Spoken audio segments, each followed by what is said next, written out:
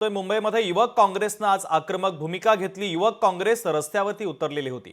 देशाचे सरन्यायाधीश भूषण गवई यांच्यावर हल्ल्याचा जो प्रयत्न करण्यात आला त्याचा निषेध करण्यासाठी युवक काँग्रेसनं आक्रमक भूमिका घेतली। भूषण शिंदे आमचे प्रतिनिधी आमच्याशी थेट जोडले जात आहेत। या बातमीच्या संदर्भातली अधिकची अपडेट देण्यासाठी भूषण, आपण पाहतोय मुंबईमध्ये युवक काँग्रेसनं आक्रमक भूमिका घेतलेली होती। युवक काँग्रेस रस्त्यावरती उतरलेली आहे।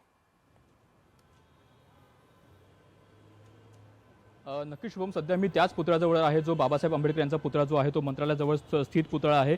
याच ठिकाणी युवक काँग्रेसकडनं आंदोलन केलं गेलं। ज्या प्रकारे भारताचे सरन्यायाधीश भूषण गवई यांच्यावरती भर न्यायालयामध्ये राकेश किशोर या वकिलांनी बूट फेकून मारला होता, त्यानंतर कुठे याचा निषेध करण्यासाठी आज इथं युवक काँग्रेसकडनं इथं आपल्याला निदर्शन किंवा आंदोलन केलेलं आपल्याला पाहायला मिळालं। या ठिकाणी अनेक पोस्टर किंवा बॅनर जे आहेत ते फोटो आहेत जे आपल्याला फाडलेले पाहायला मिळत आहेत। इकडे आपल्याला काहीसा कचरा झालेला पाहायला मिळत आहे। या ठिकाणी चप्पल सुद्धा आपल्याला पाहायला मिळते।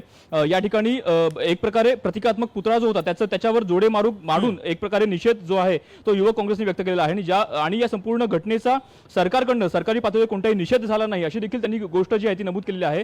त्यामुळे या संपूर्ण घटनेचा निषेध व्हावा आणि जो राकेश किशोर आहे याच्या विरोधामध्ये खटला दाखल व्हावा, त्याच्या विरोधामध्ये कारवाई व्हावी अशी त्यांची प्रमुख मागणी आहे। त्यासाठी त्यांनी हे आंदोलन केलेलं आहे। सध्या तरी हे आंदोलन संपूर्ण संपलेलं आहे। पोलिसांनी त्यांना इकडून जाण्याची विनंती केली तेव्हा त्यांनी ते इकडून निघून गेलेले आहेत। मात्र सध्या इकडे आंदोलन जे आहे होतं ते काहीच आपल्याला आक्रमक देखील पाहायला मिळालं। त्यांनी अनेक घोषणाबाजी देखील केल्या, ज्यामध्ये भूषण गवई यांच्यावर ज्या प्रकारे बूट फेकून जो अपमान केला न्यायपालिकेचा किंवा स्वतः सरन्यायाधीशांचा त्याचा त्यांनी निषेध मात्र इथे आपल्याला करताना पाहायला मिळालेला आहे। शुभम, अगदी भूषण, अत्यंत महत्त्वाचे अपडेट या आंदोलनाच्या संदर्भातले तू पोहोचवलेले आहेत, तुर्तास धन्यवाद।